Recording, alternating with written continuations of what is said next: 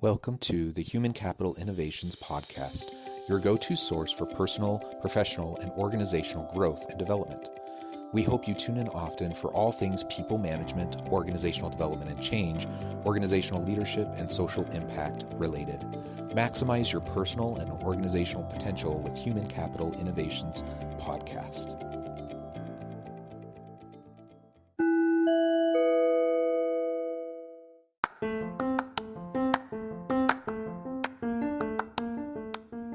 Welcome to the Human Capital Innovations Podcast. In this HCI podcast episode, I talk with David Ehrlichman about building impact networks that are making a real difference in the world.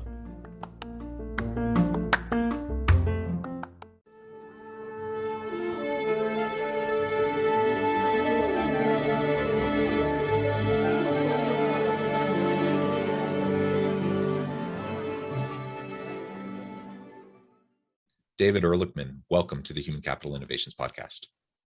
Thank you. It's great to be here. Yeah, it's great to be with you. I'm excited to have a nice conversation around building impact networks to make a real difference in the world. And ultimately, this is, I think, what we all want. We all want what we do to matter. We want to make a difference. We want the world to be a better place for our families, for our children. And increasingly younger generations, millennial and Gen Z individuals, they just really have this drive to make an impact in the world and to make a difference. But the question is, how do we go about doing that? How do we do that effectively? It's one thing to have good intentions. It's another thing entirely to be effective and productive, and how we're trying to go about driving change and driving social impact. So this is what we're going to be unpacking today. We'll talk about social impact and impact networks generally, but we'll also try to tie it back to what organizations and organizational leaders can and should be doing to connect their teams to this work, because that's a really great differentiator, and it's a great way to motivate and attract and retain really great talent if you're doing meaningful work and driving a positive difference in the world. As we get started, I wanted to share David's bio with everybody. David Ehrlichman is a catalyst and coordinator of Converge and author of Impact Networks: Create Connection, Spark Collaboration, and Catalyze Systemic Change.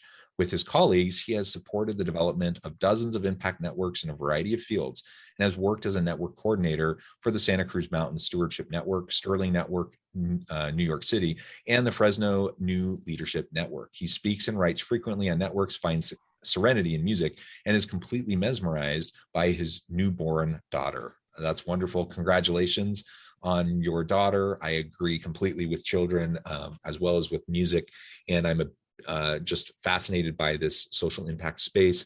I'm thrilled to have the opportunity to chat with you today. Anything else you would like listeners to know about yourself, your background, before we dive on in? Yeah, I mean, it might be helpful to share how I got into this work in the first place. About 15 years ago or so, I was working at a nonprofit and knew that I wanted my work to have purpose, as you said.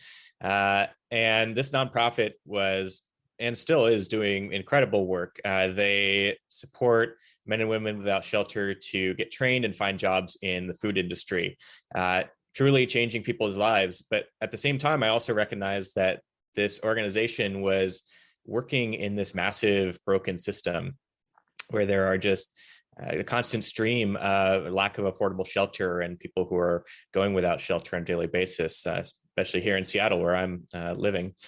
And from that experience, I started to get really curious about how it might be possible to work not just in one particular organization, but really across organizations and work at a systemic level. How could we address the root causes that lead to challenges like homelessness or climate change or environmental degradation or lack of economic opportunity, whatever it might be, social inequity.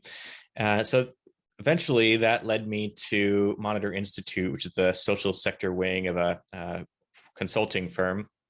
And it was there that I discovered how some organizations were increasing their impact, not by scaling up and creating a bigger and bigger organization, but instead by scaling out. So, for example, an organization was offering its kind of core program to others, allowing other groups and organizations to deliver that core program through their own brand. And so even if that original organization maybe wasn't getting the credit that they deserved, they were drastically increasing their reach and impact through connections by collaborating with others. And I also discovered how there were actual more formal networks of organizations that were organizing. One example, it's been around since 2005, is the REAMP network. This connects over 140 organizations across 9 states in the Midwestern United States. The purpose that brings them together is to equitably reduce or eliminate carbon emissions across those 9 Midwestern states. And these networks, like RAMP and others, are actually staffed. They're actually dedicated people whose job it is to find the intersections between different organizations, where they do agree, and there's a lot they disagree, and acknowledging that as well. But really finding opportunities for them to support each other's work and to do things together that they could never do alone. And REAMP was extremely successful at shutting down 140 coal plants, stopping any new coal plants from being built. They passed energy efficiency policies and transportation efficiency policies in a number of states. So that was really the kind of the light bulb moment for me. I knew I wanted to investigate this type of work across organizations firsthand. And so that's when then I had the opportunity to work in Fresno, California for 3 years as a network coordinator for the Fresno New Leadership Network, which was bringing together organizational leaders across all sectors to revitalize their city. And that led me to work in Santa Cruz Mountains region, which was an effort to steward 500,000 acres of land. And it's a good example of why this work matters. When it comes to large scale land conservation, there's not any one organization or sector who can make the difference on their own. The land is owned and managed by this patchwork quilt of government agencies and academic institutions and land trusts and timber companies and tribal groups. And so the only way that we can address these systemic issues is by working systemically. And that means working across divides and across organizations. And so happy to get more into that, but that led me to, co-found Converge in 2013 and get the opportunity to work with a number of networks and see the common patterns between them. Even though they're different in terms of the why and the what, there's a lot that is the same.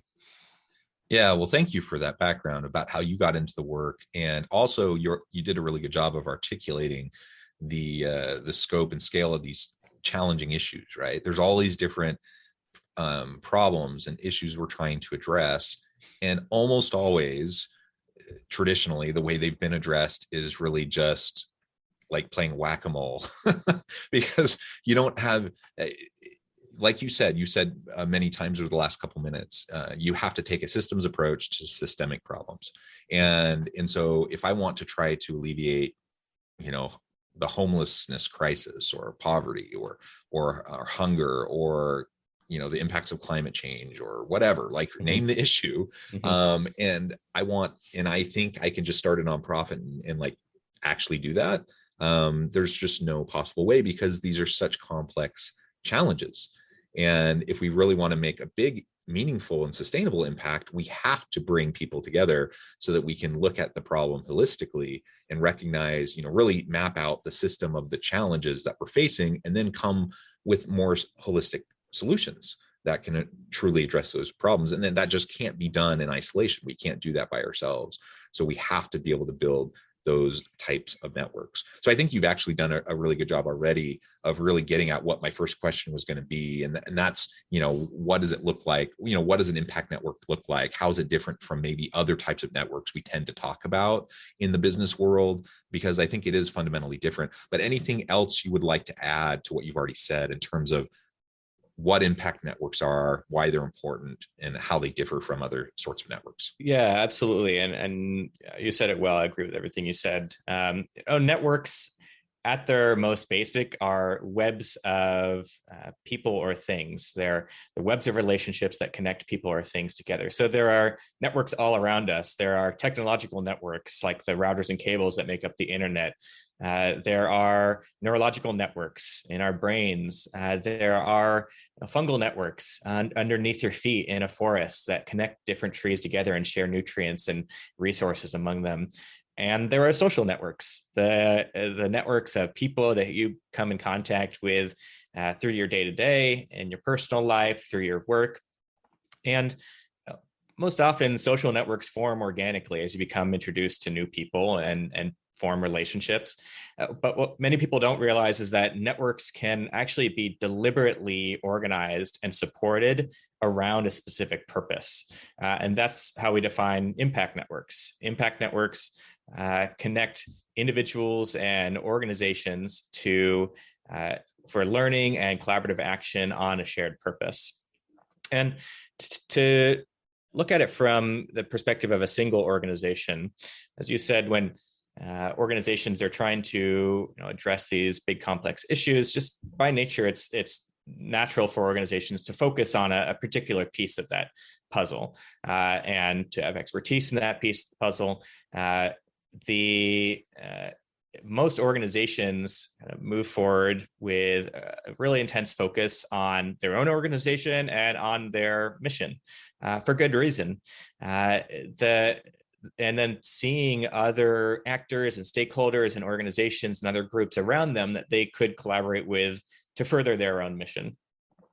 The essential shift, though, is to recognize that we work in these interconnected constellations of actors, and where there are many different groups who also touch on or are impacted by or are working on similar issues. And so, initial step is to, instead of putting your organization at the center of your focus all the time, instead putting the shared purpose at the center of the focus. What is the thing that we care about that many other groups also care about, and then connecting the dots between them, actually finding ways to build connection, to strengthen coordination, to collaborate on the systemic level, and that's really what it means to build an impact network. It's finding the shared purposes that align us and then creating more intentional connections around them so that we can do things together that we can't do alone.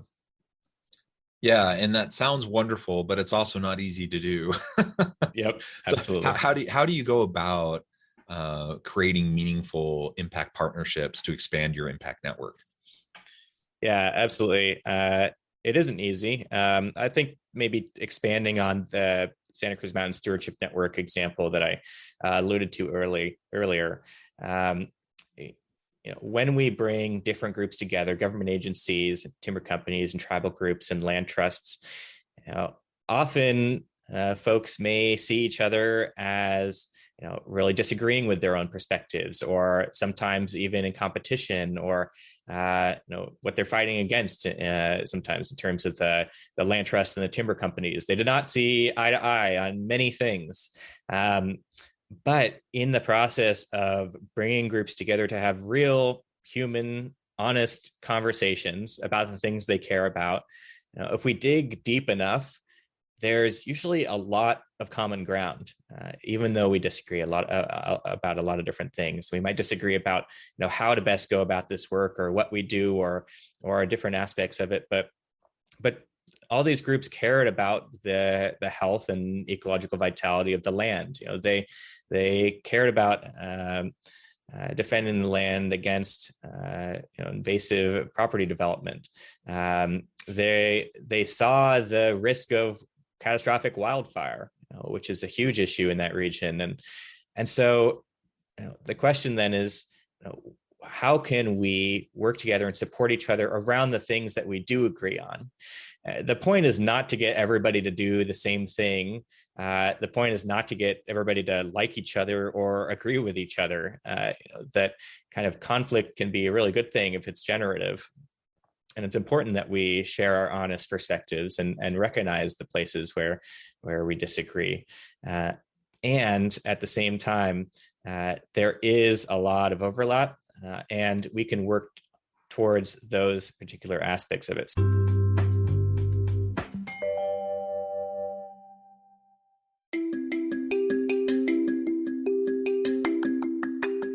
I'm excited to announce the publication of my new book from HCI Press, Bluer Than Indigo Leadership: The Journey of Becoming a Truly Remarkable Leader.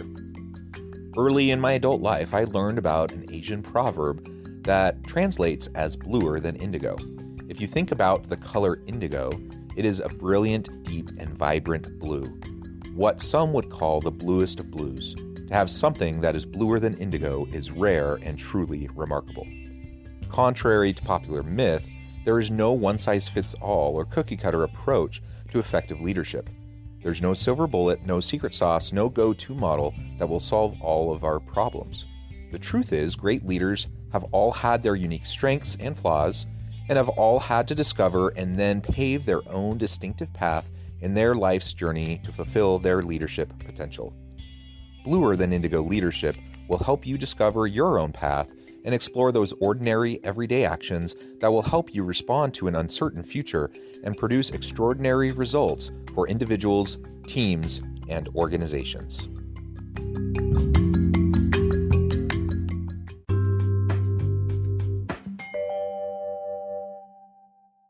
So in this case, the many members of the network recognize the need to develop a much more comprehensive vegetation map for the region that would allow all of them to recognize the places that were at risk of catastrophic wildfire, and then to take action to make sure their parcels of the land were resilient to that, and to work together kind of across these jurisdictional boundaries when the need called for it. Different government agencies were actually able to then work together across their city lines in ways that didn't happen before, because they recognized the kind of mutuality in this work. And they also had formed relationships that kind of transcended the usual kind of professional connections that people might make together. And this vegetation map is a multi-million-dollar project, wouldn't have happened without the network. It's really the first of its kind. And it's also not possible to develop if different groups aren't willing to release their data and kind of contribute to this collectively. And just one more example there, that groups also saw that permitting for restoration projects was really burdensome. It's the kind of same permitting process to restore a creek bed as it is to develop a new condo. And they recognized that this was getting in the way of a lot of conservation work. This wasn't something that every group had to agree on, but the organizations whom this was a key issue for were able then to collaborate together to kind of use the strength of their collective voice to make changes at the state level. And now there is an initiative called the Cutting Green Tape Initiative, which is reducing these burdensome restrictions and permitting processes that get in the way of the work that they want to do. Yeah, those are great examples. And maybe just one more I'll share with you. Some longtime listeners of the podcast might recognize this example. I do a lot of work in the social impact space. I'm the academic director of our Center for Social Impact on my campus at Utah Valley University. And one of the things I'm currently working on, and we have a whole range of programs and initiatives and projects, but I'm working with a group of other professors across campus, across disciplines, on a National Science Foundation project to look at the health and rejuvenation of Utah Lake. So we have this massive lake that's adjacent to, just like half a mile from our university campus, that essentially gets underutilized. It was polluted for a really long time. And so there's the environmental and physical health of the lake and those around the lake, but there's also the utilization of the lake as a natural resource. And businesses connected with like all these different things. So we have various physical scientists from around campus. We have a communications professor. We have a geography professor, myself from the business school. Like we're all working together, trying to holistically tackle this problem, and also recognizing, that there are different municipalities all surrounding the lake. There's an organization called the Utah Lake Commission that is a loose network of some of these different entities, but there's also the state legislature that largely impacts what we can and can't do. There's fundraising efforts to bring about different restoration initiatives. There's all these different things, right?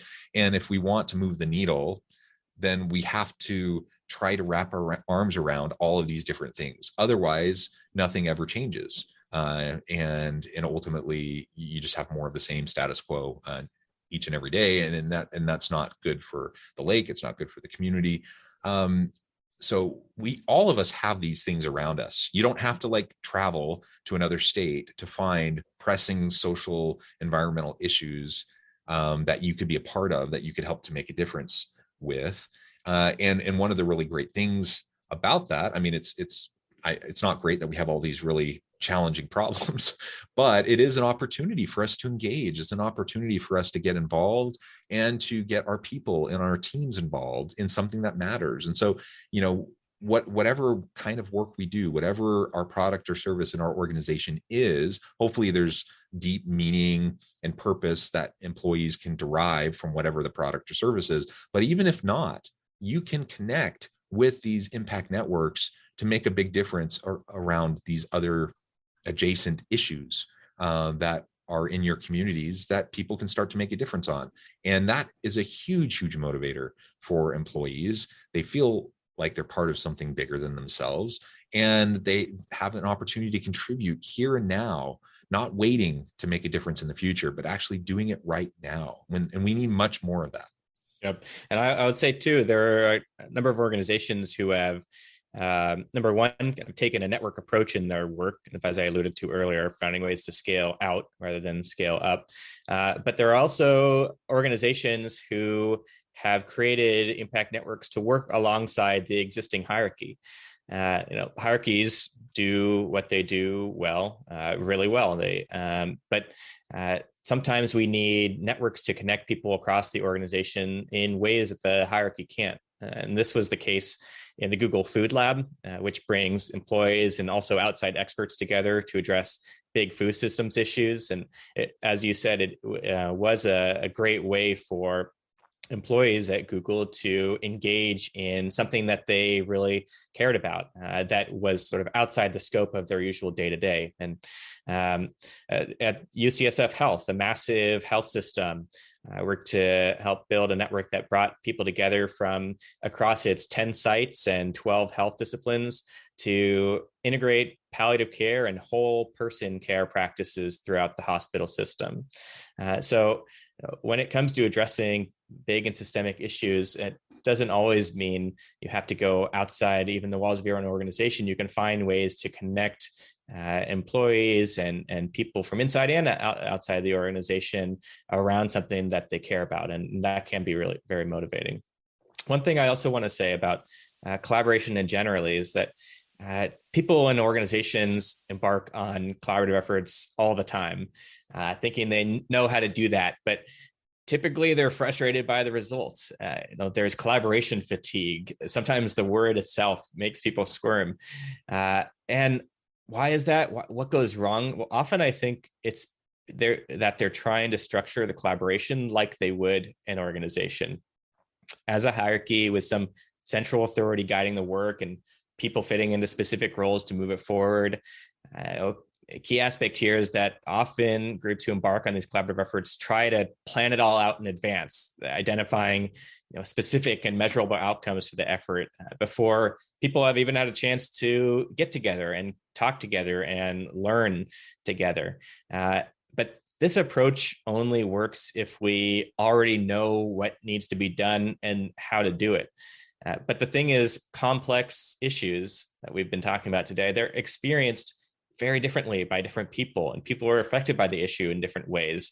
They'll see things really differently depending on where they stand. And as you mentioned, they're focused on one piece of this large and interconnected puzzle. So in our work to address these really big and wicked complex issues, we can't plan it all out in advance.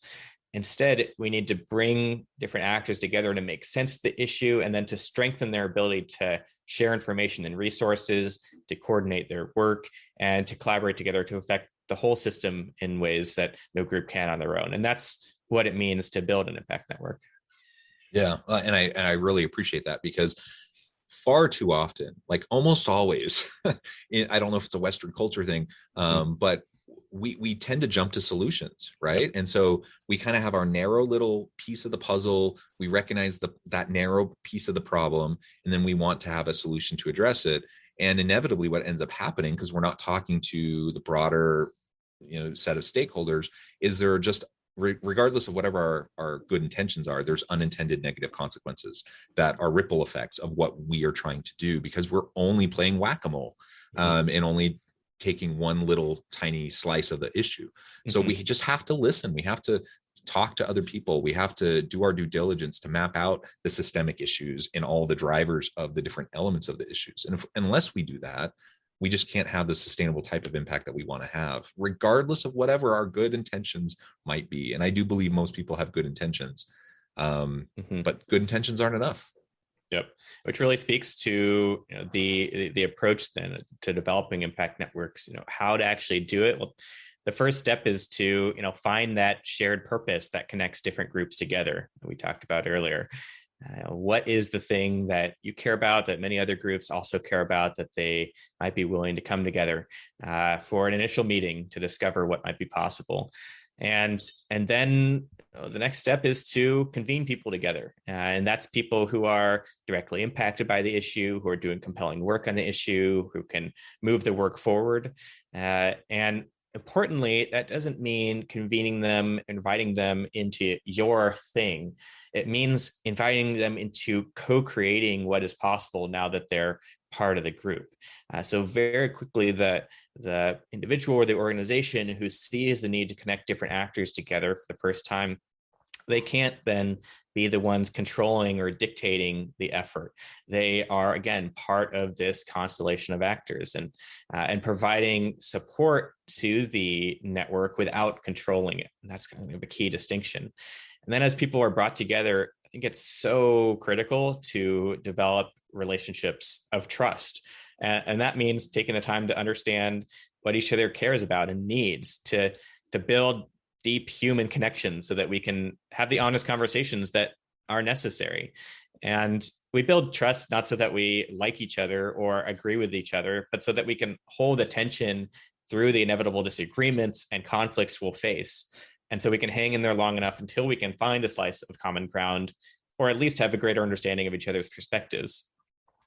And then as we do that, as we've kind of cultivated the network, started to form relationships around a central purpose, we can find immediate ways to coordinate actions, to support each other's work, to connect the dots in meaningful ways that really serve the self-interests of the people who are participating. We've been talking a lot to this point about the shared interests or the systemic interests, the things that we can do together.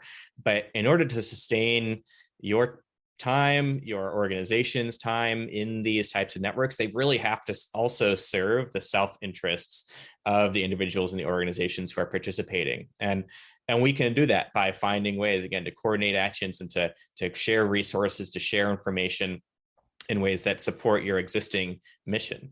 And then over time, that gives us the space to take a systemic view, to discover the leverage points in the system, places, as Donella Meadows has said, a small shift in one thing would produce big changes in everything, and then to organize around those opportunities to create change at the systemic level. Yeah, very, very well said. And a good summary there at the end. David, it has just been a real pleasure talking with you. I appreciate your time, your insights. Before we close, I wanted to give you a chance to share with listeners how they can get connected with you, find out more about your work and your team, and then give us the final word on the topic for today. Absolutely. It's been great to be here, John. Thank you for having me. You can find me on Twitter at Dave Ehrlichman, DaveEhrlichman. I'm also on LinkedIn. I post there frequently. It's just my name. And then you can find my work and my team's work, Converge, at converge.net is our website. At converge.net/book, you'll find a link to Impact Networks. And also on our website, we have tons of different tools and facilitation guides and other resources that are offered completely for free under a Creative Commons license. I want you to use them, to apply them to your own work and to the collaborative networks that you care about and want to build.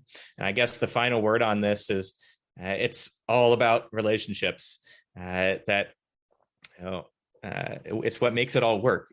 Networks are, again, webs of connections between people or things. So networks are only as strong as the connections that tie them together.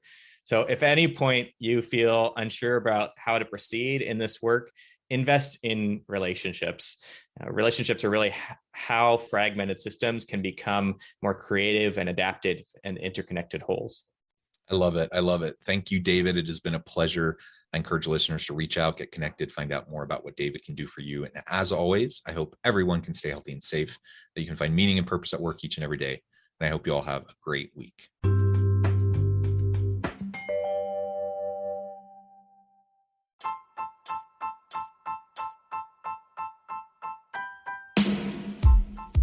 The alchemy of truly remarkable leadership.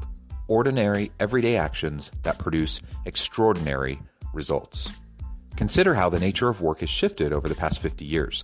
With increased globalization, rapid technological advancement, and the shift in economic composition, the average job of today looks very different than the average job of 50 years ago. What will the jobs and organizations of tomorrow look like?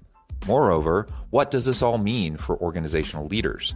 What are the core competencies and capabilities of organizations and their leadership that are prepared for continued disruption and geopolitical and socioeconomic shifts? Regardless of what the future holds, increasingly, leaders need to be socially minded, data-driven, decisive, champions of talent, and disruptors of the traditional notions of leadership, teams, organizations, and work. The alchemy of truly remarkable leadership will help you to explore your own leadership competencies and capabilities and consider ways to apply and implement them into your workplace and personal life.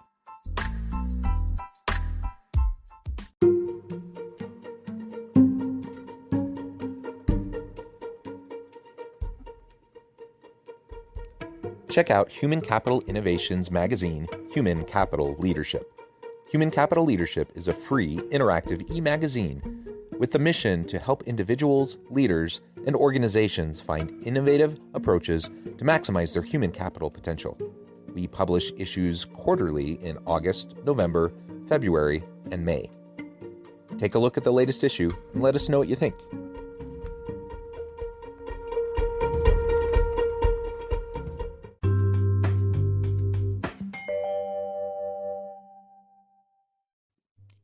Thanks again for joining us for this episode of the Human Capital Innovations Podcast. I hope you stay healthy and safe and that you have a great week.